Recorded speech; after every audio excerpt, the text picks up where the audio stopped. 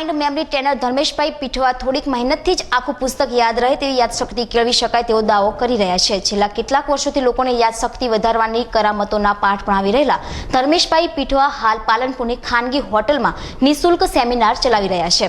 અત્યાર સુધીમાં ભારતના 5 રાજ્યોના 28 જેટલા શહેરોમાં આવા સેમિનાર યોજી 8 લાખથી વધુ લોકોને યાદશક્તિ વધારવાના નુસ્ખા બતાવી ચૂકેલા માઇન્ડ મેમરી ટ્રેનર ધર્મેશભાઈ પીઠવાએ સોમવારે સાંજે પાલનપુરના મીડિયાકર્મીઓ સાથે ખાસ વાતચીત કરી હતી। પત્રકારો સાથે રૂબરૂ થયેલા ધર્મેશભાઈ પીઠવાએ એવો પણ દાવો કર્યો હતો કે હકારાત્મક અભિગમ સાથે ઠોસ પ્રયાસો કરાય તો આખું પુસ્તક યાદ રહે તેટલી યાદશક્તિ કેળવી શકાય છે। પાલનપુર વાસીઓ માટે યાદશક્તિનો જાદુ સેમિનારનું આયોજન કર્યું।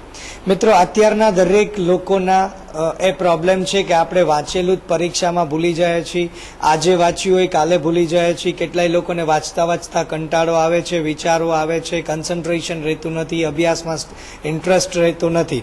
તો દરેક લોકોના આ પ્રોબ્લેમને ધ્યાનમાં રાખી અને અમે લોકોએ આ સેમિનારનું પાલનપુરમાં આયોજન કર્યું। એમાં આ 3 દિવસની અંદર લગભગ 700થી વધારે ફેમિલીએ અમારા સેમિનારનો લાભ લીધો।